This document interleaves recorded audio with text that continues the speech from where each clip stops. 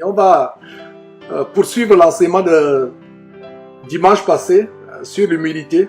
En fait, il était question pour nous de commencer cette série sur tout le conseil de Dieu, sur tout ce que Jésus-Christ a enseigné. Et nous ne pouvons pas appliquer la parole de Dieu, appliquer les commandements du Seigneur Jésus-Christ si nous ne les connaissons pas. En tant que disciples de Jésus-Christ, nous devons connaître tout le conseil de Dieu, le conseil de Jésus-Christ, le Fils de Dieu. Et j'ai introduisé sur cette grande commission en Matthieu chapitre 28 dimanche passé. Cette commission en Matthieu chapitre 28 verset 18 où Jésus s'étant approché, Matthieu 28 18, Jésus s'étant approché, parla à ses disciples. Qu'est-ce qu'il dit à ses disciples? Tout pouvoir m'a été donné dans le ciel et sur la terre. Verset 19, allez, faites de toutes les nations les disciples, les baptisant au nom du Père, du Fils et du Saint-Esprit. Et verset 20, toujours Matthieu chapitre 28, et enseignez-leur à observer tout ce que je vous ai prescrit, et voici, je suis avec vous tous les jours jusqu'à la fin du monde. Voilà le verset de la grande commission. Dans commission, nous avons envoyé quelqu'un, commissionné quelqu'un, envoyé un messager. Et la grande commission de Jésus-Christ dans Matthieu chapitre 28, c'est « Allez, faites de toutes les nations mes disciples, les baptisant au nom du Père, du Fils et du Saint-Esprit. » Et j'ouvre une parenthèse par rapport à ce baptême au nom du Père, du Fils et du Saint-Esprit, en vous montrant qu'en Matthieu chapitre 3, quand Jésus-Christ a été baptisé, nous voyons les trois composantes qui sont là. Nous avons le Fils de Dieu dans le fleuve Jourdain, en train d'être baptisé par Jean-Baptiste dans le fleuve Jourdain. Et pendant qu'il est baptisé, on entend une voix qui vient du ciel, la voix qui vient du ciel, c'est-à-dire la voix de qui? De Dieu qui dit « Celui-ci est mon Fils bien-aimé en qui j'ai mis toute mon affection. » Donc on a le Fils de Dieu Jésus-Christ qui est baptisé dans le fleuve Jourdain. On a la voix qui vient du ciel, qui se fait entendre du ciel, la voix de Dieu son Père.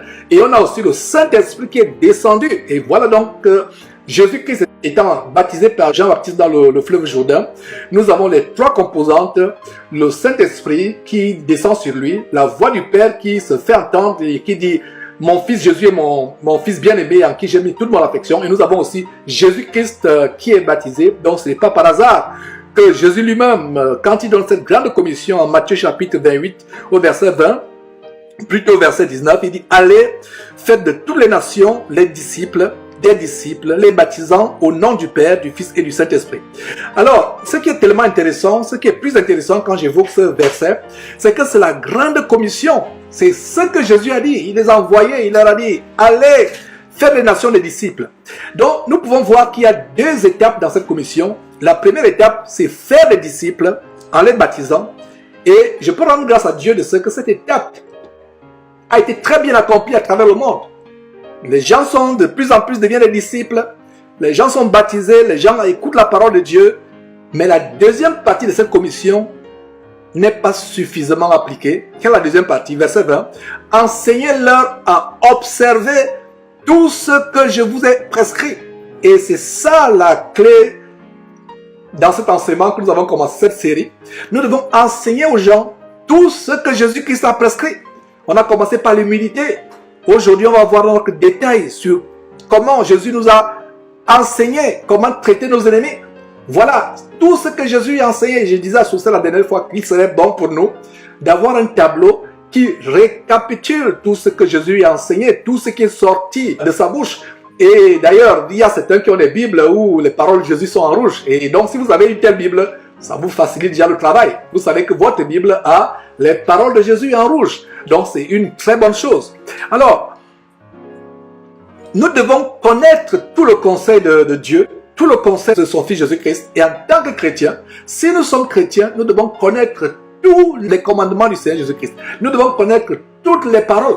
Combien sont les chrétiens qui connaissent tout ce que Jésus a sorti de sa bouche? Et ça ne se limite pas à ce que Jésus a sorti. Ça continue. Parce que si on avait écrit tout ce que Jésus avait dit et accompli, toute la terre entière ne contiendrait pas cela. Alors, les épîtres sont l'extension de ce que Jésus n'a pas pu dire. J'ai été confronté à certaines femmes remplies d'un esprit d'Isabelle, rebelles à la parole de Dieu, qui disent à Georges, je ne suis pas disciple de Paul, de Pierre, je suis disciple de Jésus. Nous comprenons que ces femmes ou ces hommes, pas seulement les femmes, qui sont rebelles à la parole de Dieu, aux épîtres, ne connaissent pas la parole de Dieu. Parce que nous avons dans 2 Timothée, chapitre 3, verset 16, qui dit que toute écriture est inspirée de Dieu, utile pour enseigner, pour corriger, pour instruire dans la justice, afin que l'homme de Dieu soit accompli et propre à toute bonne œuvre. Donc, toute écriture de Genèse chapitre 1, verset 1, à Apocalypse chapitre 22, verset 21, toute écriture est inspirée. Alors, si quelqu'un, un chrétien, qui a du mal à supporter les paroles de l'apôtre Paul, alors, et qui dit que ça ne vient pas de Dieu, que c'est l'apôtre Paul qui a écrit de son propre chef, qu'il examine encore très bien l'écriture, parce que l'apôtre Paul dit clairement dans une de ses épîtres, il dit clairement que l'évangile que je vous ai écrit ne vient pas de moi ni d'un homme, je ne l'ai reçu ni de moi ni d'un homme, mais c'est une révélation de Jésus-Christ. Donc tout ce que nous avons dans la parole de Dieu, c'est une révélation de Jésus-Christ. Et vous pouvez aussi voir dans 2 Pierre, chapitre 1, versets 20 à 21, sachant tout d'abord vous-même qu'aucune prophétie de l'écriture ne peut être l'objet d'interprétation particulière, car ce n'est pas par une volonté d'homme que la parole a été écrite, que la prophétie de la parole ou la parole a été écrite, mais c'est poussé par le Saint-Esprit que les gens ont parlé de la parole de Dieu. Donc, bien-aimés sœurs et tous mes frères qui écouteraient cet enseignement, si vous lisez la parole de Dieu, ne dites pas que c'est la parole de Pierre, c'est la parole de tel ou tel. Et d'ailleurs, c'est l'argument que les musulmans ou les bouddhistes, les ennemis de Dieu, prennent pour enlever à la Bible toute l'autorité. Et sachez que la Bible, c'est la parole et la volonté de Dieu révélée. À supposer que vous avez une secrétaire. Je me rappelle à l'époque, dans ma profession d'antan, j'avais une secrétaire qui tapait les conclusions que je devais déposer au tribunal. Alors, qui écrivait, qui tapait? C'est la secrétaire. Mais qui était l'auteur de ce qu'elle tapait? Est-ce que c'est la secrétaire? Donc, les raisonnements devant le juge, mon argumentation à soumettre au juge, ça ne venait pas de la secrétaire. La secrétaire n'a jamais fait une formation d'avocat. Alors, c'est la même chose aujourd'hui. Les hommes comme Paul, Pierre et autres ont parlé, ont écrit. Mais ce qu'ils disaient ou ce qu'ils écrivaient ne venait pas d'eux-mêmes. C'était inspiré par le Saint-Esprit. Voilà une bonne compréhension des Écritures, à savoir que quand vous lisez la Bible, vous lisez une épître, même si c'est écrit par Pierre ou Paul ou Jacques, sachez qu'ils ont écrit ou parlé inspiré par Dieu. Donc, je dis à cette personne, si vous avez un problème avec les épîtres de Paul, vous trouvez qu'elles sont dures, alors, un conseil, prenez un ciseau, rassemblez les pages de Romains, coupez, mettez à la poubelle. Prenez 1 Corinthiens, 2 Corinthiens, coupez à la poubelle. Prenez Galates, coupez, mettez à la poubelle. Prenez Philippiens, Éphésiens, Colossiens, coupez, mais mettez à la poubelle. Prenez Colossiens, coupez, mettez à la poubelle. Prenez 1 Thessaloniciens, 2 Thessaloniciens, prenez 1 Timothée, 2 Timothée, prenez Tite, Philémon, etc., Jude, Hébreu, coupez, mettez à la poubelle. Voilà. Donc, il y a un problème aujourd'hui, mes frères et sœurs. L'évangélisation véritable consiste non seulement à faire des nations les disciples, mais ça ne se limite pas là. La deuxième partie importante, nous devons leur enseigner à observer tout ce que Jésus-Christ a prescrit. Et voici, il dit, je suis avec vous jusqu'à la fin du monde. Et nous avons aussi dans Marc chapitre 16, et on voit au verset 14, et Marc chapitre 16, verset 14, on voit comment au verset 14, Jésus, après sa résurrection, il a parlé aux 11. Pourquoi 11? Ils étaient au départ 12, mais il y a un qui a vendu Jésus, qui l'a trahi. Comment il s'appelait? Il s'appelait Judas. Il a vendu Jésus pour 30 pièces de sous. Alors, 12 apôtres au départ, moins Judas, ça fait 11. Donc, Marc 16, 14, Marc chapitre 16, verset 14. Enfin, Jésus, il leur a paru pendant qu'ils étaient à table et il leur reprocha leur incrédulité et la dureté de leur cœur parce qu'ils n'avaient pas cru ce qu'il avait vu ressusciter. Il y a des personnes à qui Jésus a dit, allez annoncer à mes disciples que je suis ressuscité. Il y a des personnes qui n'ont pas cru. Et nous devenons chrétiens parce que nous croyons en Jésus-Christ. Sans la croyance en Christ Jésus, vous ne pouvez pas devenir chrétien. Nous avons cette grande écriture en Romains chapitre 10, verset 9. Si tu confesses de ta bouche le Seigneur Jésus et si tu crois dans ton cœur que Dieu l'a ressuscité des morts, tu seras sauvé. Voilà comment on fait pour être sauvé. Mais ce n'est pas tout. Une fois que tu es sauvé, en tant que véritable chrétien, tu dois t'atteler jour après jour à mettre les commandements de Dieu et de son Fils Jésus-Christ en pratique. Comment vas-tu les mettre en pratique si tu ne les connais pas? Voilà. Et le verset 17 de Romains chapitre 10 dit, voilà, la foi vient de ce qu'on entend et ce qu'on entend vient de la parole de Dieu. Et nous voyons au verset 16 comment Jésus leur reproche non seulement leur incrédulité, mais la dureté de leur cœur, parce qu'ils n'avaient pas cru à ceux qui l'avaient vu ressusciter. Et ce qui est intéressant, verset 15, toujours Marc 16, verset 15, puis il leur dit, allez par tout le monde et prêchez la bonne nouvelle à toute la création. Ça, c'est aussi la première partie de la commission qui est semblable à faire des disciples. Parce que nous avons, en Marc chapitre 16, verset 15, la première partie de la commission qui est allez par tout le monde et prêchez la bonne nouvelle à toute la création. Et c'est la même chose en Matthieu chapitre 28, verset 19. Allez, faites de toutes les nations des disciples, les baptisant au nom du Père, du Fils et du Saint-Esprit. Voilà la première partie de la commission. Marc 16, 15. Prêchez la bonne nouvelle à toute la création. Matthieu 28, 19. Allez, faites de toutes les nations des disciples. Ça, c'est la première. Je peux vous avouer, je suis content de ce que cette première partie a été très bien accomplie, réalisée. Et encore avec l'avènement d'Internet, et nous rendons grâce à Dieu de ce qu'avec l'avènement d'Internet, on peut pulvériser l'évangile sur Internet. Et je suis reconnaissant de ces bien-aimés frères qui vont dans les métros prêcher la parole de Dieu, qui vont dans les carrefours. Il y a des missionnaires qui vont dans les villages en Afrique. Et il y a par exemple les frères à l'Abidjan, le frère Alexandre et toute son équipe là-bas qui vont de village en village pulvériser la parole de Dieu, prêcher la parole de Dieu. C'est bien, c'est très bien, c'est vraiment recommandable. Mais nous ne devons pas nous limiter à la première partie. Parce que à quoi sert-il d'aller évangéliser les gens qui vont se retrouver en enfer plus tard? D'où la deuxième partie de la commission qui est importante, Matthieu chapitre 28, verset 20.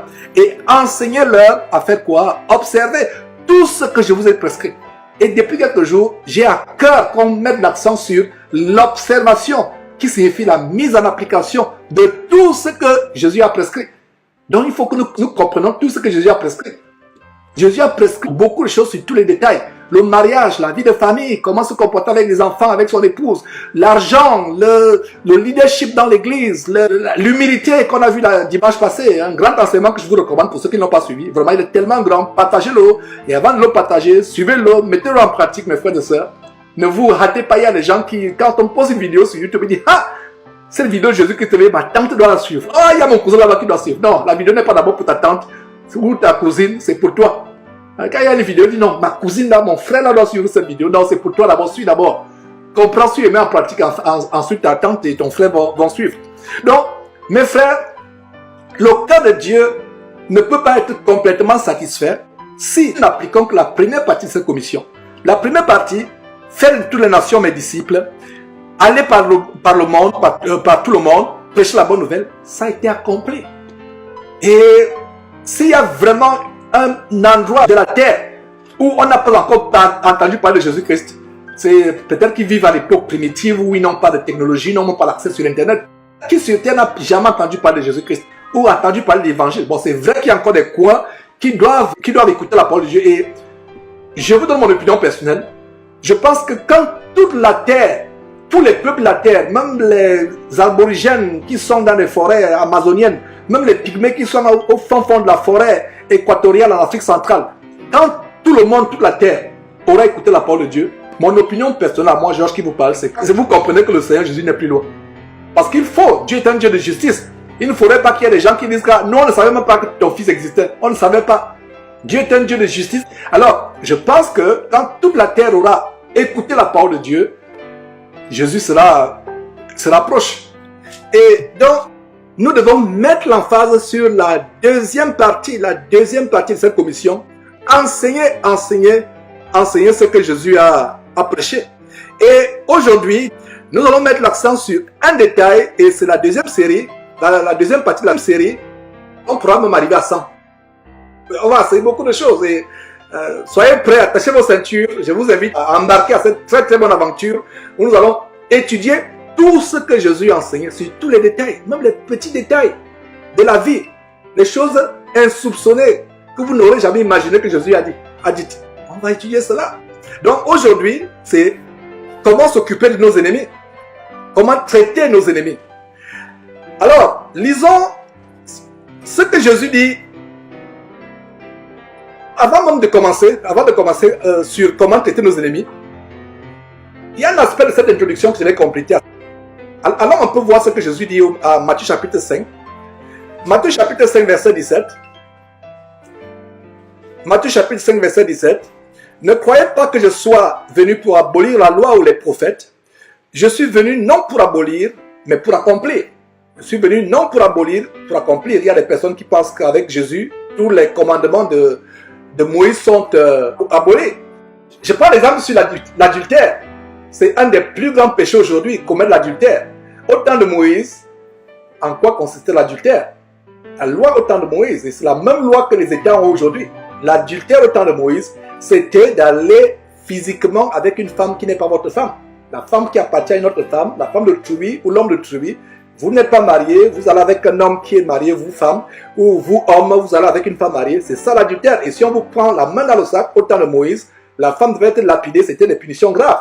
Et il y a même des lois, ayant fait des études juridiques il y a quelques années, j'ai été surpris de savoir qu'il y a des États américains qui ont récemment aboli les lois selon lesquelles une femme ou un homme allait en prison si on les saisissait en état d'adultère, si on les attrapait, ils allaient en prison.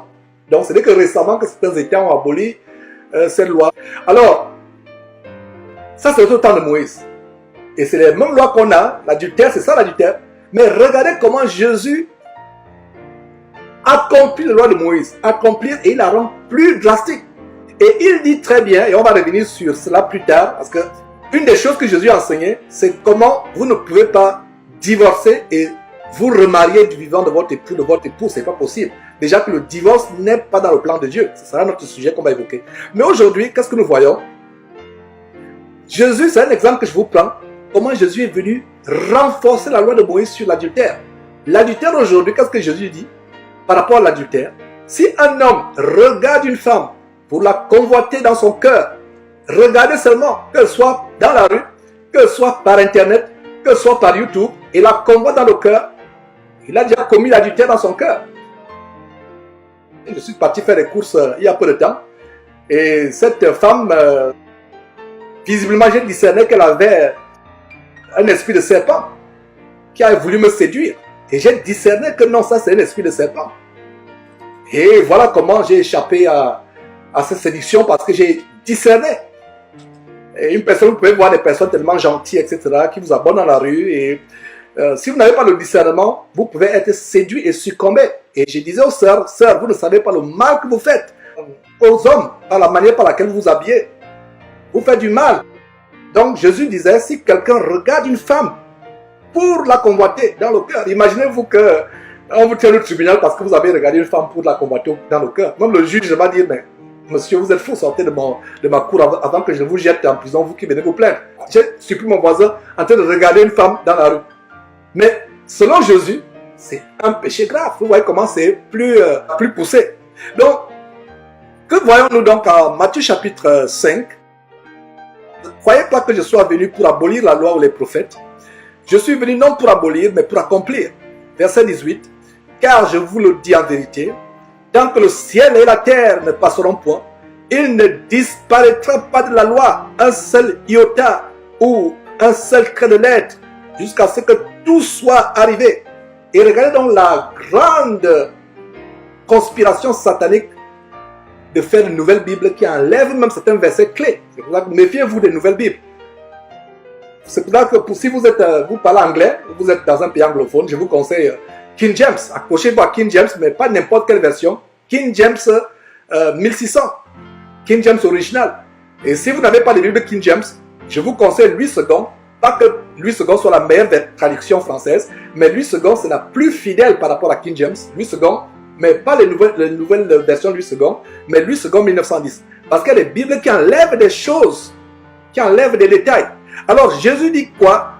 Tant que le ciel et la terre ne passeront point, il ne disparaîtra pas de la loi un seul iota ou un seul trait de lettre, jusqu'à ce que tout soit arrivé. Et même certains pasteurs aujourd'hui enlèvent de leurs enseignements, de leurs sermons, des choses qui les gênent. Et la Bible dit dans Romains, je crois que c'est Romains chapitre 1, verset 18, corrigez-moi, que la colère de Dieu se déclenche du ciel pour toute impiété des hommes qui retiennent injustement la vérité captive. Il y a des gens, ils connaissent la vérité, ils savent que mentir n'est pas bien, ils savent que divorcer, se remarier n'est pas bien, mais ne vous l'enseigne pas, parce que lui-même a divorcé, il s'est remarié, et en tant que pasteur, il ne peut pas vous l'enseigner. Donc il retient la vérité captive. Or, que dit le Seigneur Jésus-Christ dans Matthieu chapitre 5, tant que le ciel et la terre ne passeront point, il y a un moment où la terre et le ciel passeront, Allez lire l'Apocalypse, le moment arrive et nous attendons ce moment avec enthousiasme, avec joie.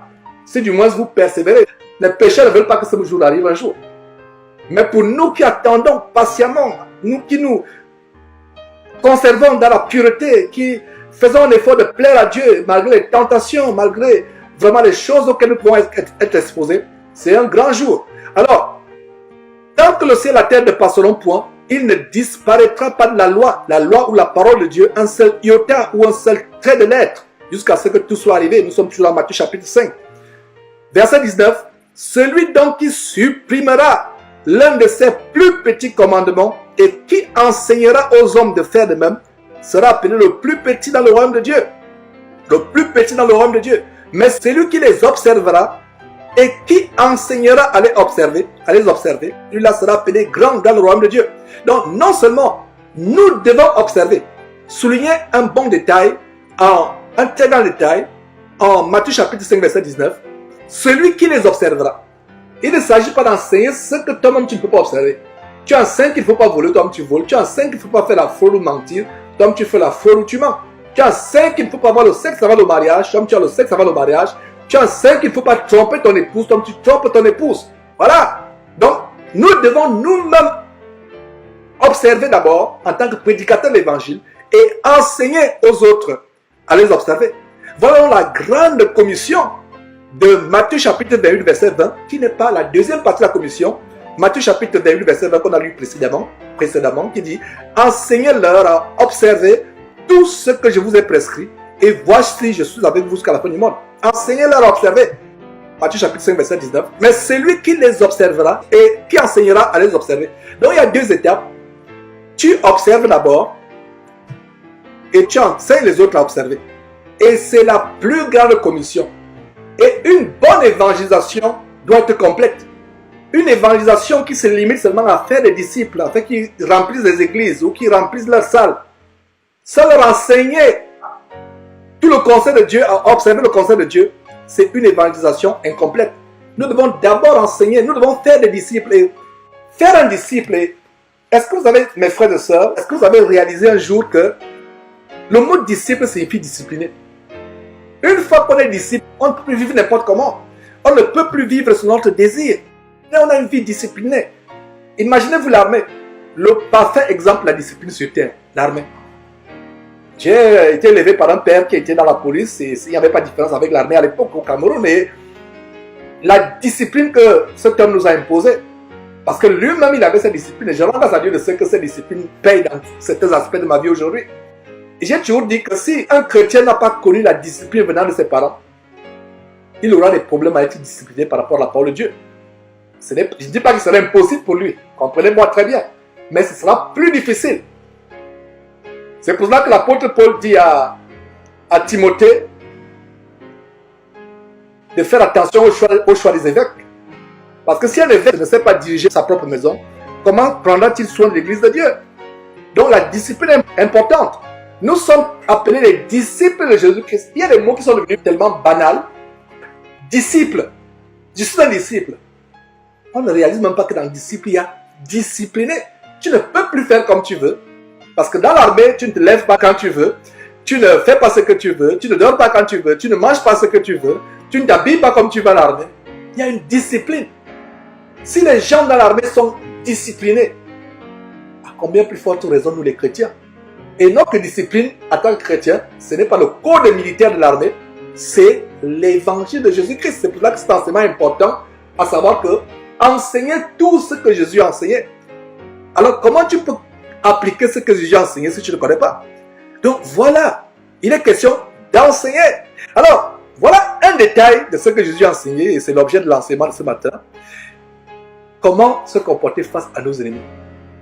Et c'est ça le problème de beaucoup de chrétiens. Il y a un péché qui entraînera beaucoup de chrétiens en enfer. Le manque de pardon ou la vengeance. Et je vous assure, comme je disais la dernière fois, il y a des frères et sœurs qui disent « Oh frère, j'ai pardonné à mon ennemi. Il m'a fait du mal, il a peut-être tué un membre de ma famille. Il a fait ceci, j'ai pardonné. » Il y a plusieurs tests pour savoir si on a pardonné. Un des tests, c'est est-ce que vous pouvez prier véritablement pour la personne? Voilà un premier test. Un autre test, si vous apprenez que la personne qui a tué un membre de votre famille a gagné 2 millions de dollars ou 2 milliards de dollars à la loterie, est-ce que tu seras content ou tu auras un pincement de cœur? Si tu apprends qu'il vient d'avoir une promotion, il a été nommé ministre des Finances au Cameroun, au Gabon, en France, alors qu'il c'est un grand ennemi. Si tu as un petit pincement au cœur, c'est que tu ne lui avais pas pardonné véritablement. Ou alors, à contrario, si ton ennemi, juré, farouche ennemi, tu apprends qu'il est décédé, ou il a perdu son épouse ou sa femme, est-ce que tu vas te réjouir discrètement dans ton cœur? Voilà des détails pour savoir si on a pardonné. Et le Seigneur Jésus nous montre quelque chose de tellement important par rapport à nos ennemis. Et nous avons en Matthieu chapitre 5, verset 38, vous avez appris qu'il a été dit œil pour œil, dent pour dent. J'ai lu quelque part qu'ils appellent ça la loi du talion. Mais ça vient d'où? Ça vient d'Exode chapitre 21. Exode chapitre 21, verset 24. Vous avez appris qu'il a été dit œil pour œil et dent pour dent. Jésus commence son discours, son sermon sur la montagne. Et je vous dis, mes frères, il y a 3 passages que vous devez lire, ne serait-ce qu'une fois par mois, pour bien comprendre. Ces 3 passages sont le condensé de ce que Jésus-Christ a enseigné. C'est un peu le sommaire ou le condensé de la multitude de choses qu'il a enseignées. Ce grand sermon sur la montagne qui couvre 3 chapitres, Matthieu chapitre 5, Matthieu chapitre 6, Matthieu chapitre 7. Nous devons les lire ne serait-ce qu'une fois par mois. Alors, il poursuit son sermon et au verset 38, Matthieu chapitre 5, il dit ceci. Vous avez appris qu'il a été dit œil pour œil et dent pour dent. Donc, il reprend la loi du talion, selon qu'on l'appelle de manière séculière. Et en fait, c'est Exode chapitre 21 qu'il citait. Exode chapitre 21, verset 24. Et qu'est-ce qu'on peut remarquer ici? Jésus avait une très bonne connaissance des Écritures. Même quand il s'adresse au diable, quand il est tenté par le diable en Matthieu chapitre 4 ou Luc chapitre 4, et nous voyons qu'il confronte le diable avec la parole de Dieu. Mon frère, ma soeur, tu ne peux pas résister au diable si ton intelligence ne garde pas la parole. Nous devons avoir une intelligence saturée, tellement saturée. Je prends l'exemple de quelqu'un qui fait de la lessive. Je disais à mes enfants dernièrement que vous êtes dans une génération où vous ne savez même pas comment on lavait les habits à l'époque en Afrique.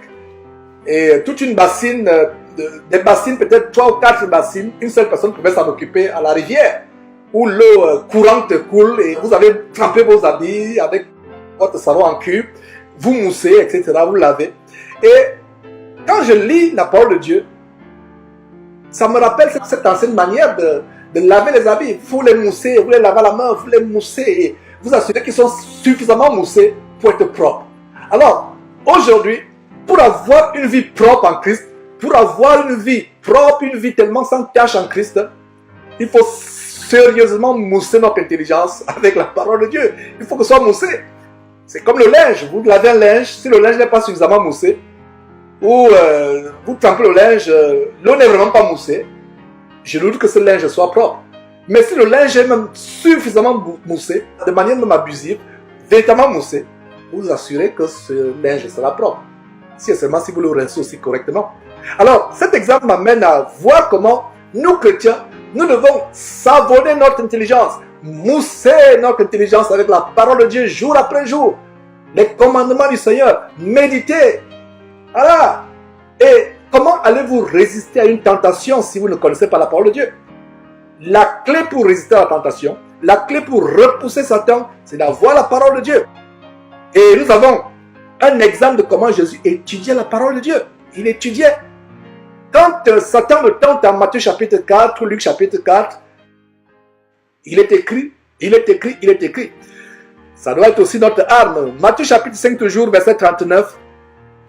Donc, reprenons le verset 38. Vous avez appris qu'il a été dit, œil pour œil, dent pour dent. Verset 39. Mais moi, je vous dis de ne pas résister aux méchants. Si quelqu'un te frappe sur la joue droite, présente-lui aussi l'autre. Ça, c'est contraire à ce qu'on nous enseigne. Je me rappelle à l'école primaire, il y a certains parents qui disaient à leurs enfants, voilà, ta première journée à l'école, l'enfant commence peut-être la maternelle où il faut être brave là-bas. Quelqu'un te tape, tu rends. Quelqu'un t'insulte, tu sois brave, ne sois pas timide. Voilà comment le monde nous a élevés. Et c'est pour là que dans Romains chapitre 12, verset 2, nous devons être transformés par le renouvellement de notre intelligence. Nous ne devons pas être conditionnés par le monde, parce que le monde nous a conditionnés, le monde nous a façonnés à être réactifs. Tu as un collègue qui te provoque, tu réagis. Tu as un voisin du quartier qui te provoque, tu réagis. Même dans le cadre des époux et épouses chrétiens. C'est désolant de savoir qu'il y a des couples chrétiens qui bagarrent encore. Quand il dit bagarrer, littéralement parlant, pas au sens figuré. Ils se boxent, ils se donnent le coup de poing. Les casseroles volent. Les uppercuts volent de la part du mari. La femme ne pouvant pas se défendre lance aussi les casseroles, les bouteilles, etc. C'est désolant. Nous devons avoir le standard au point, mes frères et sœurs. Même si quelqu'un nous fait du mal, nous supportons. Et c'est ça le prix à payer pour être véritablement chrétien. Et Jésus a payé ce prix sur la croix. Lui qui a supporté la mort sur la croix, une mort aussi honteuse, une mort aussi douloureuse. Regardez les crashs. Il se racle la gorge pour cracher la putine, la merde sur la face de Jésus-Christ. Il se racle la gorge. Qu'en est-il des flagellations? Ces fouets en cuir qui se terminaient par des crochets en fer, en acier. Un coup de fouet a arraché les lambeaux sur le dos de Jésus-Christ. Il était fouetté jusqu'à l'os. Qu'en est-il de la couronne d'épines qu'on a enfoncée sur ses tempes? Imaginez-vous des épines perçant ses tempes. Quelle mort douloureuse il a souffert pour vous et moi. Alors pourquoi ne pouvons-nous pas aussi porter la croix? Quand la Bible dit, les chrétiens doivent porter la croix. Voilà un exemple de la croix qu'on doit porter. Verset 39. Mais moi, regardez le bain. Et je vous ai dit, chaque fois que vous voyez le bain, à l'école primaire, je me rappelle cette règle de grammaire. On nous a tellement tambouriné que je ne peux pas oublier les conjonctions de coordination. Mais où est donc Onikar? On chantait même, mais où est donc Onikar? Mais où est donc Onikar? Donc, dans le mais. Et chaque fois que vous voyez le mais dans la Bible, M-A-I-S, ça montre l'opposé de ce qui vient d'être dit. Le verset 38 dit, vous avez appris, et c'est Jésus-Christ qui parle, vous avez appris qu'il a été dit, œil pour œil, dent pour dent. Et c'est la même chose que la société nous enseigne. Se venger, rendre le mal. Vous êtes dans une entreprise, on ne vous dit pas bonjour tous les jours, vous dites bonjour. Ouais, si vous dites bonjour à la personne ne répond pas. Dites bonjour à la personne tous les jours qu'elle ne répond pas.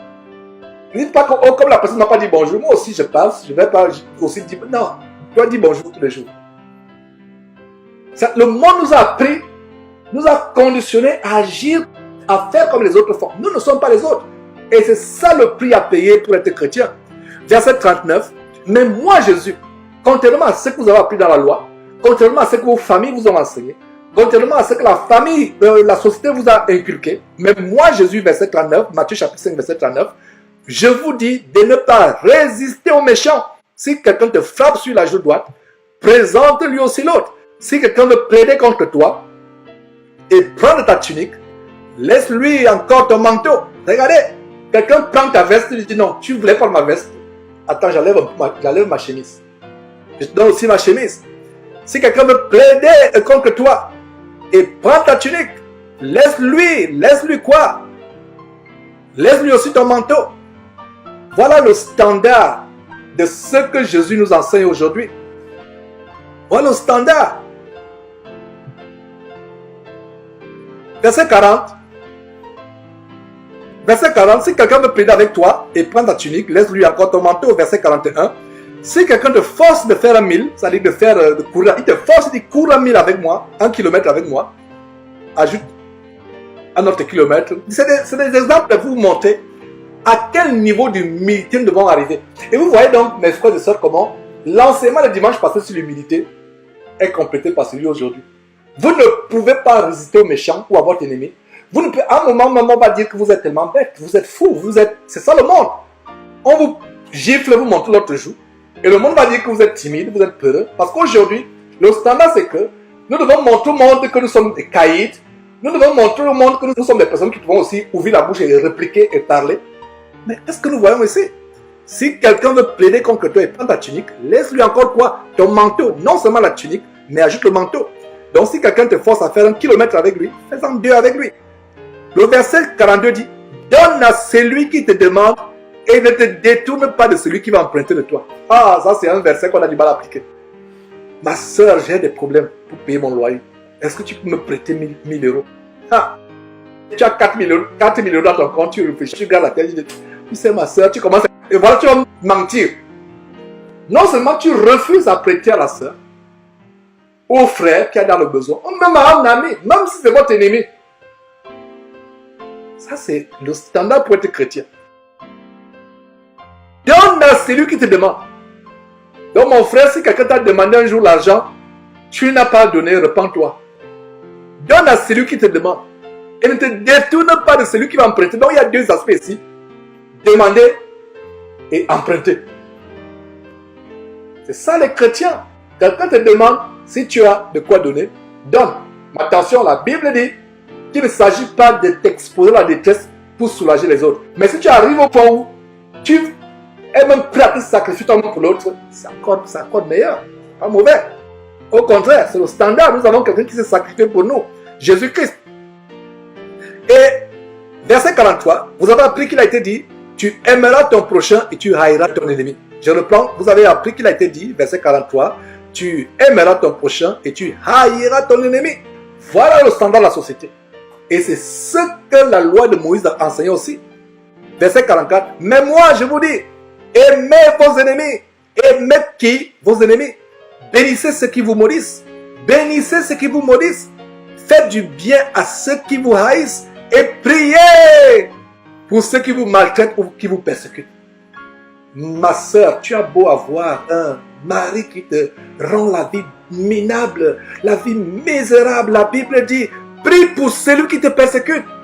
Jeune homme, jeune soeur, tu as beau avoir un père qui te persécute. La Bible dit, prie pour ceux qui te maltraitent ou qui te persécutent. Mon frère, ma soeur, tu as l'impression que ton patron, c'est le... Ça dit que le diable en personne s'est incarné dans ton patron. La Bible dit quoi? Prie pour ceux qui te maltraitent. Tu as commencé le boulot à 5 h du matin. Tu es supposé partir à 17 h. Et il te dit, tu vas encore travailler 3 heures en plus. On a une urgence pour sortir à 20 h. Et à 20 h, tu lui dis, est-ce qu'il y a autre chose à faire? Il dit, non, il y a encore 3 heures de temps. Jusqu'à 24 h. Et il te dit, je te veux à 5 h du matin encore. Et voilà. Il te donne des tâches difficiles. Il te donne la vie. Et il y a certaines personnes qui ont le malin plaisir d'abuser, de ruiner la vie des autres. Et je vais vous dire que nous sommes la cible de Satan. Ne soyez pas surpris que dans une entreprise, vous êtes le plus diplômé, le plus intelligent, le plus habile. Mais parce que vous êtes chrétien, c'est vous qui avez des blâmes. Vous n'avez pas une augmentation de salaire pendant 5 ans, 10 ans. Celui qui vient à peine 6 mois, il est promu dans l'augmentation de salaire. Ça, c'est le prix à payer dans ce monde. Ce monde n'est pas facile pour les chrétiens. Et plaise à Dieu, samedi prochain, il y a ce grand enseignement que j'avais dans le cœur il y a quelques mois, à savoir pourquoi Dieu permet que le méchant prospère et que le chrétien juste souffre. Vous allez comprendre. On va voir des détails. En prenant l'exemple de Lazare, l'histoire de Lazare de Jésus, en prenant l'exemple de Job, on va voir des grandes choses. Et il a dit quoi? Faites du bien à ceux qui vous haïssent. Il y a un détail, une parenthèse qui va ouvrir sur les combats spirituels aujourd'hui, avec les ministères abominables. Il y a même un ministère abominable d'une certaine maman au Langui remplie de l'esprit d'Isabelle, qui a besoin d'être délivrée quelque part au Congo. Beaucoup de personnes la suivent pour leur propre ruine. Cette femme qui a besoin d'être, même ici aux États-Unis, on la suit. Et tous ces ministères de combat spirituel, où ils passent le temps à combattre. Il y a même des gens qui disent, venez avec des pierres, on va combattre, on va lutter, on va écraser nos ennemis. Que dit Éphésiens chapitre 6? Nous n'avons pas à lutter contre la chair et le sang. Et il y a cette tendance, cette doctrine de renvoi à l'envoyeur. Je renvoie à l'envoyeur. Un mal quand vous envoyez, vous dites, je renvoie à celui qui m'a envoyé. Nous ne renvoyons pas à l'envoyeur physiquement. Alors, supposez que vous êtes dans une famille où même vos propres parents veulent ruiner votre vie dans la sorcellerie. Comprenez que ce n'est pas... Qui est derrière? Quel ennemi derrière? Si les parents ou les ennemis ou les voisins ou les cousins, frères qui veulent vous tuer dans la sorcellerie connaissaient Jésus-Christ véritablement, ils ne vous auraient pas tué. C'est parce qu'ils ont ouvert leur vie, leur corps, leur âme à Satan qui sont possédés par ces démons. Nous ne disons pas que voilà, comme ils m'ont envoyé un esprit d'échec, comment ils ont envoyé l'esprit de pauvreté, comment ils m'ont envoyé la maladie, je prends l'esprit d'échec, je prends l'esprit de pauvreté, je prends la maladie, je prends l'esprit de célibat et je renvoie à celui qui m'a envoyé. Non, c'est contraire à ce que Jésus dit ici. Est-ce que vous comprenez? Je vous donne un secret. Si tu veux neutraliser ton ennemi qui te travaille dans la sorcellerie, prie pour lui. Lui-même, il y a des gens, il y a des témoins où quelqu'un t'appelle comme ça, il dit, cesse de prier pour moi. Oh, comment tu sais que je prie pour toi? Cesse de prier, t'en supplie, ne prie pas pour moi, cesse de prier pour moi, il t'en supplie. Comment la personne a su que tu priais pour? La personne, un ennemi te supplie que ne prie pas. Mais toi, chrétien, si tu fais les prières boomerang, j'appelle ça les prières boomerang. Je ne sais pas si vous connaissez c'est un outil des Australiens. Donc, cessez de faire les prières boomerang. Tu renvoies, on t'envoie, tu renvoies. On t'envoie, tu renvoies. C'est maintenant le ping-pong. Tac, tac, tac, tac. Il t'envoie, tu renvoies. Un sorcier est content quand tu es chrétien. Tu pries en disant, tu renvoies. Parce que le diable connaît la parole de Dieu mieux que nous. Et ça peut nous surprendre. Même les agents de Satan connaissent la parole de Dieu mieux que nous. Un sorcier n'est pas ébranlé par la prière. Une prière que tu vas faire, je lui renvoie. Il ne sera pas ébranlé. Vous savez ce qui va l'ébranler? La Bible ne dit-elle pas que la langue douce peut briser les os? Imaginez-vous que quelqu'un vient avec fureur pour t'attaquer physiquement. Il vient pour t'engueuler. Mais tu le stoppes avec une douceur. Oh, monsieur ou madame, vraiment excusez. Je n'ai pas fait expressément. Je ne savais pas que je vous avais... Vraiment, je vous demande toutes mes excuses. Excusez-moi. Vous freinez la personne, vous stoppez la personne. Ça se passe physiquement, ça se passe aussi sur le plan spirituel. Et la manière par laquelle vous pouvez briser les os de quelqu'un, d'un sorcier avec votre langue, c'est en vous procédant devant Dieu, à genoux, en priant Dieu pour lui. Et par la suite, on va voir que aimer votre ennemi, ou prier pour un ennemi, c'est l'acte le plus égoïste qui soit. Parce que vous ne faites pas pour votre ennemi, en fin de cause, vous faites ça pour qui? Pour vous, pour être béni. Voilà. Qui ne veut pas hériter la bénédiction? Je vous dis des choses, mes frères et sœurs, que j'ai expérimentées. Un ennemi pour qui vous priez n'a plus de pouvoir sur vous. Un sorcier pour qui vous priez est anéanti. Il vous supplie même. Il va vous dire, s'il vous plaît, ne priez plus. Il y a des gens, il n'appuie pas le téléphone. Il dit, s'il te plaît, ne prie pas pour moi. Comment il sait ce que tu priais pour? Tu ne lui as jamais dit que tu priais pour lui. Parce qu'il a senti, ils savent. Les sorciers ne travaillent pas d'eux-mêmes. Ils n'ont aucun pouvoir d'eux-mêmes. Ils ont les agents, ils vous voient, ils ont les radars. Et des fois, même quand vous commencez à prier pour lui, vous brûlez les radars. Quelqu'un nous a appelé un jour, même la famille dit, vous n'êtes plus à Houston. Qui vous a dit qu'on n'est pas? On a compris. Ah! J'ai dit à Confort qu'il y a Confort, ça marche. Ça marche. Et puisqu'on savait justement qu'il y avait un radar sur notre famille devenant cette personne, donc on a bloqué ce radar. Et une manière de bloquer le radar, commencer à prier pour la personne. Donc cessez les prières boomerang. Renvoie l'envoyeur. Je renvoie l'envoyeur. Vous ne renvoyez pas l'envoyeur, vous renvoyez sur vous-même. Continuez à renvoyer l'envoyeur, vous faites du mal à vous. C'est comme si tu veux donner un coup de poing à l'ennemi. La main, de manière vraiment surnaturelle ou miraculeuse, revient pour vous cogner votre visage. Est-ce que vous voyez comment la parole de Dieu est merveilleuse? Et c'est intéressant d'étudier ce que Jésus nous a enseigné. Il y a des merveilles dans ce que Jésus nous a enseigné. J'aimerais vraiment titiller votre appétit, vous faire saliver votre bouche spirituellement parlant par rapport à ces merveilleuses paroles, afin que vous ayez le désir de découvrir par vous-même ces vérités. Alors, je relis le verset 44, mais moi je vous dis, aimez vos ennemis, bénissez ceux qui vous maudissent, faites du bien à ceux qui vous haïssent, et priez pour ceux qui vous maltraitent ou qui vous persécutent. Que ce soit votre mari, vos parents, un frère aîné qui vous persécute, qui vous maltraite, que ce soit un employeur, un patron qui vous rend la vie misérable, priez. Il y a une sœur ici à Houston qui a expérimenté. Je lui avais donné conseil. Il y a une femme qui lui rendait la vie misérable avec un patron qui. La vie, elle était triste tout le temps. Je lui ai partagé ce verset. Ça a changé sa vie. Au point où les collègues lui disaient, mais comment tu arrives à supporter cette femme? Et effectivement, elle avait un caractère difficile que tout le monde connaissait. Mais on dit, mais comment? Et la sœur plus tard s'est rendue compte qu'en fait, cette personne qui est méchante apparemment, elle a un problème profond dans sa famille. Et des fois, vous pouvez voir des personnes tellement agressives, tellement désagréables. Et vous, chrétiens, c'est vous qui pouvez changer la personne par votre façon de vous comporter. La Bible ne dit-elle pas que nous sommes les épîtres vivantes? Vous, mes sœurs, qui voulez forcément ouvrir la bouche pour prêcher, alors que la Bible vous interdit de prêcher la parole, d'enseigner la parole de Dieu. Même la façon par laquelle vous supportez patiemment le caractère difficile de votre patron, vous pouvez amener, sans ouvrir la Bible, la personne a changé. Finalement, c'est la personne qui va venir vous dire, comme c'est le cas de cette sœur, je vous trouve différent par rapport à l'autre personne. Qu'est-ce que vous avez de particulier? C'est un moyen de dire à la personne qu'en fait, je n'ai jamais été comme cela. Et j'étais même pire que vous. Mais je connais quelqu'un qui m'a changé. C'est le Seigneur Jésus-Christ. Et voilà. Et si vous voulez en savoir plus, je peux vous conduire sur la source pour avoir ces enseignements, ce changement aussi. Alors, verset 44, évoluons. Mais moi, je vous dis, aimez vos ennemis, bénissez ceux qui vous maudissent, faites du bien à ceux qui vous haïssent, et priez pour ceux qui vous maltraitent et ceux qui vous persécutent. Donc, voilà une grande clé qu'on a prise aujourd'hui. À partir d'aujourd'hui, mettez vos genoux à terre, mettez votre front sur le sol, commencez à intercéder pour vos ennemis. Amen. Voilà, verset 44. Afin que vous soyez fils de votre Père qui est dans les cieux.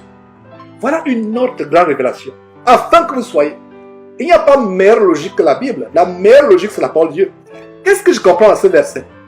Je comprends dans ce verset que si vous haïssez vos ennemis et vous ne priez pas pour ceux qui vous maltraitent et vous persécutent, le verset 44 n'est pas pour vous. Voilà la logique. Il n'y a pas meilleure logique que la Bible. Afin que vous soyez fils de votre Père qui est dans les cieux. Il y a une sœur tout à l'heure qui, avant la réunion, qui disait qu'elle a fait un examen pour entrer au graduate school, à l'école après la maîtrise. Elle a fait l'examen qu'on appelle le GMAT. Et je sais que cet examen a un niveau tellement élevé de la logique. C'est un examen, si vous n'êtes pas un bon logicien ou bien une bonne logicienne, vous aurez des problèmes avec cet examen. Et donc voilà un exemple de GMAT ici au verset 45, qui dit que afin que vous soyez fils de votre Père qui est dans les cieux. La déduction logique. Ça veut dire que si vous ne pardonnez pas à ceux qui font du mal, si vous les détestez, si vous ne priez pas pour ceux qui vous maltraitent, qui vous persécutent, le verset 45, ça veut dire que vous ne serez pas fils ou fille de votre Père qui est dans les cieux. Est-ce que vous voyez une grande condition? Aujourd'hui, on dit seulement, donnez votre vie à Jésus, venez accepter Jésus. Il y a beaucoup de chrétiens aujourd'hui qui ne sont même pas fils de Dieu ou filles de Dieu, qui ne connaissent pas Dieu. Il y a des petits détails, voilà un petit détail qui peut vous disqualifier à être fils de Dieu. Il y a une condition ici, verset 45. Pour être fils ou fille de votre Père qui est dans les cieux, il faut faire quoi? Bénissez ceux qui vous maudissent, verset 44. Faites du bien à ceux qui vous haïssent, toujours verset 44. Et priez, toujours verset 44. Et priez pour ceux qui vous maltraitent et qui vous persécutent. Déduction logique, verset 45. Et c'est ainsi que vous serez fils ou fille de votre Père qui est dans les cieux. Voilà la parole de Dieu. Car il fait lever le soleil sur les méchants et sur les bons. Et il fait pleuvoir sur les justes et sur les injustes. Donc il y a une grande promesse ici. Verset 46. Si vous aimez ceux qui vous aiment, quelle récompense méritez-vous? Il n'y a pas de récompense. Les publicains, les gens de mauvaise vie, les gens du monde n'agissent pas de même. Verset 45. Et si vous saluez seulement vos frères, que faites-vous d'extraordinaire? Les païens ou les pécheurs aussi n'agissent-ils pas de même? Verset 48. Soyez donc parfaits comme votre Père Céleste est parfait. Voilà le standard du chrétien aujourd'hui. Et Jésus le dit aussi en Luc chapitre 6. Et c'est la même chose, ce que Jésus dit ici en Matthieu chapitre 5. Il reprend cela en Luc. Donc Matthieu a repris cela. Luc aussi a repris cela. La Bible dit le témoin de deux personnes vaut mieux que le témoin de combien? D'une personne. Ça montre que c'était tellement important cet aspect que nous sommes en train de voir. Si deux écrivains des évangiles, si deux évangélistes, ceux qui ont écrit l'évangile, reprennent cette histoire, c'est qu'elle est tellement importante. Donc prenons le récit de Luc. Luc chapitre 6 verset 27. Mais je vous dis, Jésus parlant toujours, à vous qui m'écoutez, voilà, à vous qui m'écoutez, et vous qui écoutez l'enseignement que votre frère Georges donne aujourd'hui, vous qui m'écoutez, écoutez les paroles de Jésus-Christ, Luc chapitre 6 verset 27. Mais je vous dis, à vous qui m'écoutez, aimez vos ennemis, faites du bien à ceux qui vous haïssent, faites du bien à ceux qui vous haïssent, bénissez ceux qui vous maudissent, priez, la même chose, bénissez ceux qui vous maudissent, priez pour ceux qui vous maltraitent, verset 28, verset 29. Si quelqu'un te frappe sur une joue, présente-lui aussi l'autre. Si quelqu'un prend ton manteau, ne l'empêche pas de prendre encore ta tunique. Donc quelqu'un peut prendre ta voiture, tu dis, tu sais quoi, reste même avec cette voiture-là, je peux m'encore donner une deuxième voiture. Ça fait mal à la chair. J'ai mis du temps à acheter cette voiture, regardez les économies, donc il veut ma voiture, et je dois encore chercher à donner la deuxième voiture, donc je n'ai même plus rien, donc je dois aller à pied, au travail. Oh Seigneur, augmente la foi. Jésus a dit, quand le Fils de l'homme viendra, trouveras-tu encore la foi?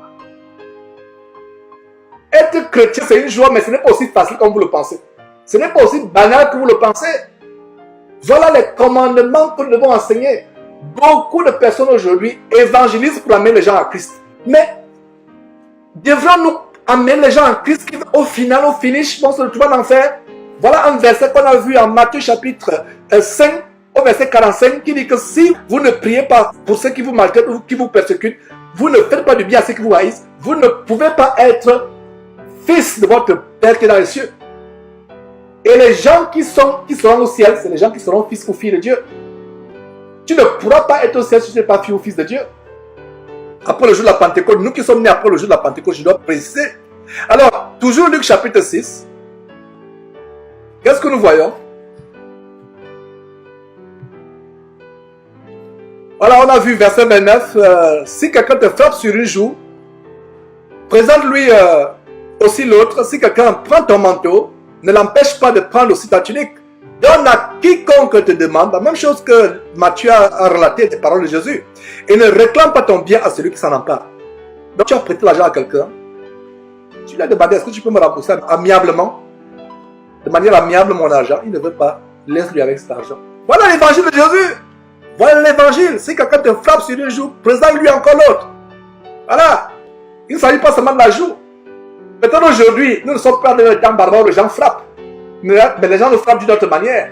Ils s'accaparent notre compte bancaire. Ils s'accaparent notre voiture. Ils s'accaparent nos vêtements. Ça, c'est une joue qui l'a frappé. Présente-lui l'autre. Et c'est pour ça que vous voyez le détail. Frappe une joue, donne une autre joue. Prends un objet, donne encore l'autre. Il te force à faire quelque chose, ajoute encore autre chose. Voilà le standard de chrétien. Ça n'a pas attristé sur le plan de la chair, mais voilà le standard pour devenir chrétien. Et c'est les choses que nous devons enseigner. Et bien des fois, c'est des choses que nous oublions d'enseigner. Des choses que nous oublions de pratiquer. Donne, verset 30, Luc chapitre 6, verset 30. Donne à quiconque te demande et ne réclame pas ton bien à celui qui s'en empare. Quelqu'un a pris ton bien, laisse-lui cela. Il y a un problème d'héritage. Et je m'adresse par exemple à des familles, que ce soit africaines ou européennes, peu importe la région du monde. Vous avez un héritage familial. Toi, chrétien, si tes frères ont refusé de ta part de lopin de terre ou de maison que le Père a laissé, voilà le verset pour toi, mon frère, ma soeur. Notre récompense est aux cieux. Et c'est à ce prix que les gens sauront véritablement qu'il est un chrétien. C'est ça, nous accrochons bien de la terre ou bien du monde. Les personnes qui t'arrachent le pot de terre que ton père t'a laissé. Comme au Gabon, il y a cette épidémie, cette tendance déplorable que j'ai vécue étant dans la justice là-bas. Comment quand une femme meurt, elle est veuve, elle devient veuve, son mari l'a quitté, son mari l'a précédé, son mari est mort. On s'accapare de tout ce qu'elle et son mari se sont attelés à acquérir. On la dénude, même la petite aiguille. Jusqu'au sous-vêtement, on prend tout. On la laisse. Mais si elle est chrétienne, ses paroles doivent la consoler. Dieu est un Dieu juste. On va voir quelque chose dans la suite, par la suite, on va voir. Donc, verset 39 à 31, ce que vous voulez que les hommes fassent pour vous, faites-le de même pour eux. Voilà un verset qui nous aide à nous comporter correctement avec les gens. Avant d'ouvrir la bouche pour parler à quelqu'un, pour faire quelque chose, nous devons d'abord raisonner en disant que si la personne me parlait de la même manière, comment je me sentirais, pardon. Si la personne me traitait de cette manière, comment je me sentirais. Donc c'est une explication de ce verset. Ce que vous voulez que les hommes fassent pour vous, faites de même pour eux. Si vous aimez ceux qui vous aiment, quel gré vous en saura-t-on? Les pécheurs aussi aiment ceux qui les aiment. Verset 33, si vous faites du bien à ceux qui vous font du bien, quel gré vous en saura-t-on? C'est-à-dire comment vous serez-t-on reconnaissant? Les pécheurs aussi agissent de même.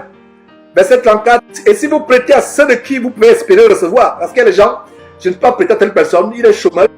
Si je lui prête, et un jour, je le vois, il n'a rien, il est mendiant, etc. Donc, je ne peux pas lui prêter. Si toi tu es chrétien, prête-moi un mendiant. Et si tu prêtes à quelqu'un qui n'a rien, qui va te rembourser, mon frère, ma soeur. Il n'a rien, n'est-ce pas? Mais tu lui prêtes, Dieu va te rembourser. Même au centuple, même 1000, il y a Dieu, c'est Dieu qui va te rembourser. Parce que Dieu sait que tu as prêté à quelqu'un qui n'avait pas de moyens. Dieu sait que tu as donné à manger, à boire à quelqu'un qui n'a pas de moyens et tu auras la récompense.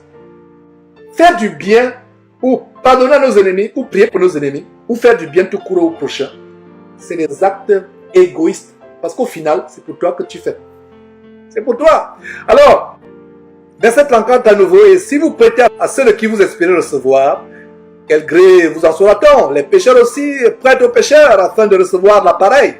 Verset 35, mais aimez vos ennemis, faites du bien et prêtez sans rien espérer, et votre récompense sera grande. Voilà ce dont je vous parlais. Votre récompense sera grande et vous serez fils du Très-Haut. Voilà. Donc ça veut dire que si tu fais le contraire de tout ce que Jésus est en train de dire ici, on a vu à Matthieu chapitre 5, et si on continue avec Luc chapitre 6, ça veut dire que tu n'auras pas de récompense et tu ne seras pas fils du Très-Haut, car il est bon pour les ingrats et pour les méchants. Verset 36, soyez donc miséricordieux, comme votre Père est miséricordieux. Mes frères, nous voyons comment Jésus lui-même appliquait ces choses. Jésus a dit plus haut, dans la grande commission, je le dis encore dans la grande commission de tout à l'heure, de Matthieu chapitre 28, la deuxième partie de la grande commission, qui n'est pas suffisamment mise en pratique aujourd'hui, à savoir que enseignez-leur à observer tout ce que je vous ai prescrit. Et Jésus dit en Matthieu chapitre 5, verset 19, celui qui observera et qui enseignera à observer. Qu'est-ce que nous voyons? Jésus est en train de nous enseigner cela, à observer. Voyons si lui-même a observé. Est-ce que vous comprenez? Jésus lui-même dit, il dit en Matthieu chapitre 5, verset 19, mais celui qui les observera et qui enseignera à les observer, celui-là sera appelé grand dans le royaume de Dieu. Est-ce que vous savez pourquoi Jésus a reçu un nom élevé au-dessus de tout nom? Parce qu'il a observé avec perfection tout ce que son Père lui a prescrit. Et je vous dis, mes frères et sœurs, c'est ma conviction, si un chrétien, celui parmi nous les chrétiens, qui va se rapprocher le plus du caractère de Jésus-Christ, c'est celui-là qui sera près de Jésus-Christ au ciel. Celui qui est le plus éloigné de ce que Jésus-Christ a fait se retrouvera en enfer. Ceux qui sont au milieu se retrouveront au ciel, mais seront très éloignés de Jésus au ciel. Rappelez-vous la mère des fils de Zébédée, Jacques et Jean. Jacques et Jean a demandé, Seigneur, fais que mes fils que voici, Jacques et Jean, soient l'un à ta droite, l'un à ta gauche. Jésus a dit, tu ne sais pas ce que tu demandes. Il n'y a que mon Père qui t'a accordé. Mais Jésus a dit, celui à qui mon Père pourra l'accorder, c'est celui qui va être le plus petit des frères. Ça revient encore à l'enseignement dimanche passé sur l'humilité. Donc, Jésus dit bien en Matthieu chapitre 5 que celui qui observera et enseignera à observer, celui-là sera appelé grand dans le royaume des cieux. Donc nous voyons que Jésus lui-même a appliqué. Il a dit observez, vous-même et enseignez à observer. Lui-même il a appliqué cela. Et pour savoir comment lui-même il a appliqué, allons dans 1 Pierre chapitre 2, à partir du verset 18. 1 Pierre chapitre 2 à partir du verset 18. Jésus ne pouvait pas enseigner ce qu'il n'appliquait pas lui-même. C'est déplorable aujourd'hui de voir des prédicateurs qui enseignent des choses qu'ils n'appliquent pas eux-mêmes. Va, fais ceci, fais cela, alors que lui-même n'applique pas. Il te dit, ne regarde pas ce que je fais, mais fais ce que je te dis. 1 Pierre chapitre 2 verset 18. L'apôtre Pierre, reprenant ce que Jésus a enseigné, dit, 1 Pierre chapitre 2 verset 18, serviteurs, soyez soumis en toute crainte à vos maîtres, non seulement à ceux qui sont bons et doux, mais aussi à ceux qui sont d'un caractère difficile. Et il y a une vidéo, une émission que nous avons faite, comment un chrétien peut prospérer dans un environnement de travail et survivre les pires pressions en milieu de travail. C'est une émission que je vous recommande. Et vous voyez, Jésus disait plus haut tout à l'heure que nous devons, même ceux qui sont d'un caractère difficile, nous devons les aimer. Même ceux qui nous maintiennent, nous persécutent. Voilà. Donc Pierre est en train de reprendre exactement ce que Jésus a dit en Matthieu chapitre 5, verset 44, à savoir que priez pour ceux qui vous maintiennent et qui vous persécutent. Donc qu'est-ce que Pierre dit? Et vous voyez comment Pierre a été un fidèle disciples de Jésus-Christ, enseignant tout ce que Jésus a enseigné. Et la nouvelle série, c'est donner des enseignements sur tout ce que Jésus a enseigné. Nous-mêmes commençons à les appliquer nous-mêmes avant de les enseigner. Alors, 1 Pierre chapitre 2, verset 18. Serviteurs, soyez soumis en toute crainte à vos maîtres, non seulement à ceux qui sont bons et doux, mais aussi à ceux qui sont d'un caractère difficile. Verset 19. Car c'est une grâce de supporter des afflictions par motif de conscience envers Dieu quand on souffre injustement. Regardez comment ce verset 19 de 1 Pierre chapitre 2 est contraire à ce que le monde pense. C'est pour ça que les gens du monde pensent qu'en fait, les vrais chrétiens sont fous. Comment il est comme un morpion comme ça? Comment il est tellement timide? Comment il ne réagit pas? Comment? On vous tient de tous les noms. En effet, je disais le verset 19, car c'est une grâce. Pour les gens du monde ne faut pas comprendre. Mais comment tu souffres et tu dis que tu appelles ça une grâce? C'est une grâce que de supporter les afflictions par motif de conscience envers Dieu. Nous le faisons envers pour qui? Pour Dieu. Soulignez bien la mot Bible, par motif de conscience envers Dieu. Voilà ce que nous faisons. Si nous le faisons, ce n'est pas par nous-mêmes. Ce n'est pas pour paraître bien aux yeux de ton ennemi. Pour être bien vu, pour qu'on te jette des éloges. Mais c'est par motif de conscience envers Dieu que nous supportons les pires afflictions.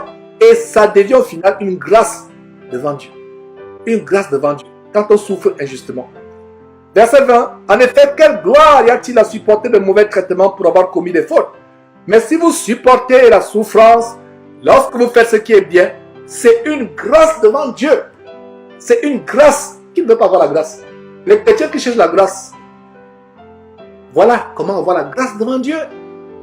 Et vous vous étonnez que vous priez, il n'y a pas de résultat. Vous priez pour une maladie qui vous tribule depuis des années, il n'y a pas d'issue.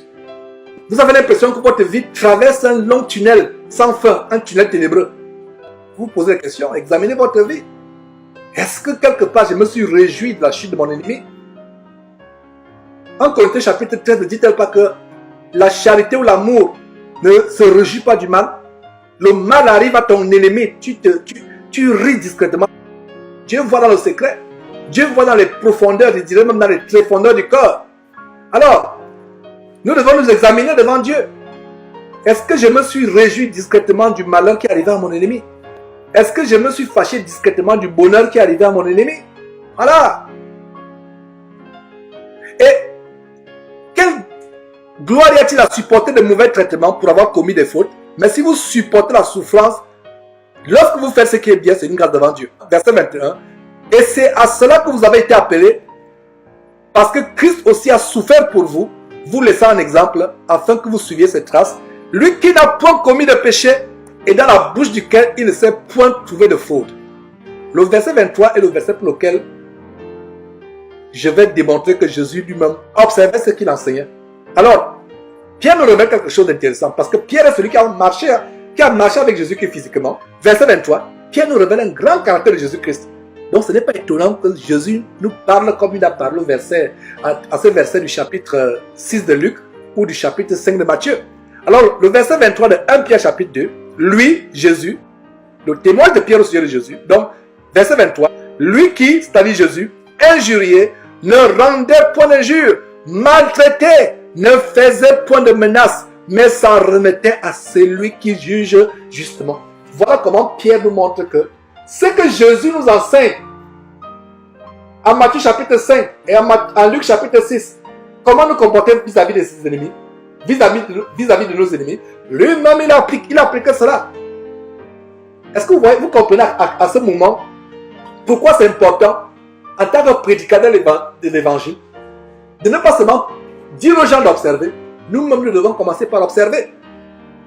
Vous voyez un pasteur qui vit dans la débauche, dans l'adultère, dans la fornication, mais le dimanche, il se tient sur leur pupitre abominable pour commencer à vous sermonner. Mais c'est là où tu te rends compte que... Et vous qui êtes-même là, vous ne sortez pas. Vous connaissez la vie du pasteur, mais il a le culot diabolique de venir vous sermonner sur la débauche sexuelle ou bien sur la chasteté. Lui-même, il n'est pas chaste. Sa femme n'est pas chaste. Mais il vient vous sermonner. Voilà. Mais ici, nous voyons comment Jésus lui-même, qui nous a dit comment nous comporter face à nos ennemis, lui-même, et on l'injuriait, il ne rendait point d'injure. On le maltraitait, il ne faisait point de menaces, mais s'en remettait à qui? À son Père Dieu qui est au ciel, qui juge justement. Et regardez au verset 24, lui qui a porté lui-même nos péchés en son corps sur le bois, c'est-à-dire la croix, afin que mort au péché, nous vivions pour la justice, lui par les meurtrissures duquel vous avez été guéris. Concluons cet enseignement, tout simplement en montrant comment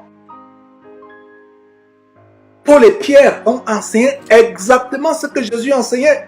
Ils ont bien compris, sur la base de Matthieu chapitre 5, que si ils observent eux-mêmes ce que Jésus enseignait et ils enseignent aux autres d'observer, ils auront une grande place dans le royaume de Dieu. C'est pour cela que Paul et Pierre, dans leurs épîtres, rappellent ce que Jésus a enseigné. Nous avons Paul écrivant aux Corinthiens, 1 Corinthiens chapitre 4, verset 12. Nous nous fatiguons à travailler de nos propres mains, injuriés, nous bénissons, persécutés, nous supportons.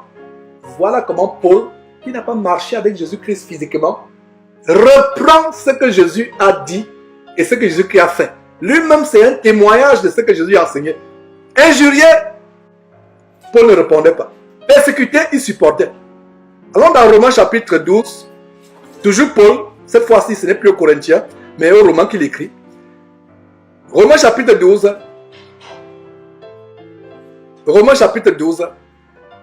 verset 14. Bénissez ceux qui vous persécutent. Bénissez et ne maudissez pas. Ça vous rappelle quoi? Ce que Jésus a enseigné en Matthieu chapitre 5 et en Luc chapitre 6. Voilà, ils enseignent exactement ce que Jésus a enseigné. Voilà ce que les prédicateurs aujourd'hui doivent faire. Enseigner tout ce que Jésus a enseigné. Donc, verset 17. Ne rendez à personne le mal pour le mal. Recherchez ce qui est bien devant tous les hommes. Ne rendez à personne le mal pour le mal. C'est ce qu'on a vu précédemment. Voilà, verset 18. S'il est possible, autant que cela dépend de vous, soyez en paix avec tous les hommes. Autant que cela dépend de vous. Mais si ton ennemi ne veut pas la paix que tu lui offres, bon, tu as fait ta part. Mais autant que cela dépend de nous, soyons en paix avec tous les hommes. Regardez le beau verset 19. Ne vous vengez pas vous-même. Donc, les prières boomerang renvoient l'envoyeur. Je renvoie le célibat. Je renvoie la stérilité. Je renvoie le chômage. Je renvoie ceci. Je renvoie la pauvreté. Je renvoie l'envoyeur. Je renvoie. Non, c'est les prières boomerang. Ne vous vengez pas vous-même, bien-aimés, mais laissez agir la colère. Car il est écrit, à moi la vengeance, à moi la rétribution, dit le Seigneur. Le temps du Seigneur est meilleur. La vengeance du Seigneur est même terrifiante. Verset 20, regarde le grand verset. Paul reprend, écrivant aux Romains, reprend exactement ce que son Seigneur et Maître Jésus lui a enseigné. Et c'est ce que nous devons faire aujourd'hui. Romains 12, 20. Mais si ton ennemi a faim, fais quoi? Ferme-lui la porte. Ça, non, si vous lisez ça, c'est que vous avez certainement une des deux Bibles homosexuelles. Mais la vraie Bible dit quoi? Mais si ton ennemi a faim, donne-lui à manger. S'il a soif, donne-lui à boire. Car en agissant ainsi, ce sont des charbons ardents que tu amasses sur sa tête. Et en lisant ce verset de Romains chapitre 12, verset 20, si ton ennemi a faim, donne-lui à manger. S'il a soif, donne-lui à boire.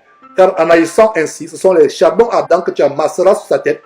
Nous constatons que Paul a cité textuellement Proverbe chapitre 25, verset 21 à 22.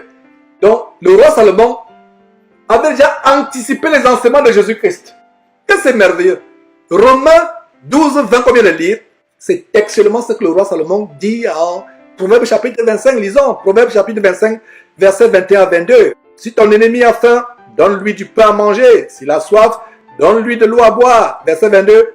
Car ce sont des charbons ardents que tu amasses sur sa tête et l'Éternel te récompensera. Voilà, Proverbe de Salomon ajoute un détail que Paul n'a pas mentionné. Te récompensera. Et c'est la même récompense qu'on voit quand Jésus parle. La récompense au ciel. Nous avons la récompense au ciel. Jésus dit en Luc chapitre 6, verset 35, que notre récompense sera grande dans les cieux. Et non seulement notre récompense sera grande, nous aurons la certitude d'être fils ou fille de Dieu. Regardez comment la parole de Dieu s'accorde comme les mains d'une chaîne. C'est merveilleux, mes frères et sœurs. Est-ce que vous saviez que l'apôtre Paul pouvait citer littéralement Proverbe? Ça veut dire que l'apôtre Paul étudiait, lisait beaucoup la parole de Dieu. Et le verset 21 de Romains chapitre 12 de dire, ne te laisse pas vaincre par le mal, mais surmonte le mal par le bien. Voilà. Regardez comment l'apôtre Paul dans deux épîtres l'Épître aux Corinthiens, l'Épître aux Romains rappellent textuellement les paroles de Jésus-Christ en Luc chapitre 6 et Matthieu chapitre 5. Qu'en est-il de Pierre? 1 Pierre chapitre 3 verset 9. Ne rendez point mal pour mal ou injure pour injure, bénissez au contraire, car c'est à cela que vous avez été appelés afin d'hériter la bénédiction. C'est ainsi, voilà, je relis Pierre, et Pierre reprend textuellement Luc chapitre 6 verset 35 qu'on a lu tout à l'heure. Pierre en 1 Pierre chapitre 3 verset 9 reprend textuellement ce que Jésus enseigne en Luc chapitre 6 verset 35.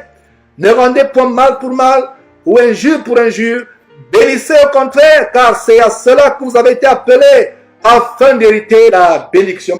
Frères et sœurs, c'est par cela que nous arrêtons ce grand parcours sur enseigner tout ce que Jésus a enseigné. Aujourd'hui, nous avons poursuivi avec le deuxième épisode, comment traiter nos ennemis. Et on va poursuivre avec le troisième épisode plus tard. Et on pourra même arriver à 100 épisodes. Et je pense qu'après ce grand parcours, on aura toutes les paroles de Jésus-Christ. Que Dieu vous bénisse. Je vais terminer par un mot de prière. Éternel Dieu, nous te rendons grâce de notre cœur qui tressaillit de joie en écoutant ces paroles qui atterrissent dans nos oreilles comme la pluie du printemps, comme une rosée au milieu de la sécheresse. Oh Seigneur Dieu, donne-nous d'arriver à la perfection de ton Fils Jésus-Christ, ou du moins de nous en approcher jour après jour. Seigneur, il y a encore des imperfections dans nos cœurs. Nous avons été méchants vis-à-vis de ceux qui nous ont fait du mal. Nous avons voulu rendre le mal. Nous avons maudit ceux qui nous persécutent. Nous avons maudit les personnes qui étaient dans une position d'autorité vis-à-vis de nous. Nous les avons insultés. Nous les avons calomniés. Nous avons médit contre eux. Nous avons fait du mal. Nous avons fait la loi œil pour œil, dent pour dent. Seigneur, nous te demandons pardon pour cela. Seigneur, aide-nous à revêtir les sentiments qui étaient en Christ. Seigneur, aide-nous à savonner, à mousser nos intelligences avec le savon de ta parole afin que nous puissions être purs devant tes yeux. Seigneur, par nos propres forces, nous ne pouvons pas y arriver. Mais Seigneur, par ton Saint-Esprit, parce que tu nous as dit que l'Esprit lui-même nous aidera dans notre faiblesse. Oh Seigneur, aide-nous dans nos faiblesses. Augmente la foi, Seigneur, car c'est par la foi aveugle en toi, que nous pouvons arriver au point où nous appliquons point par point tout le conseil que ton Fils Jésus-Christ nous a donné dans ce passage que nous avons lu et dans toute la Bible. Seigneur Dieu, merci pour ta compassion, pour ta patience à notre égard. Seigneur, nous voulons être appelés fils et filles du Dieu très haut. Nous voulons accéder dans ton royaume éternel. Mais Seigneur, donne-nous de connaître tout le conseil venant de toi. Donne-nous de comprendre tout ce que ton Fils Jésus-Christ nous a donné comme commandement. Merci Seigneur Dieu pour tout. Au nom de Jésus-Christ. Amen.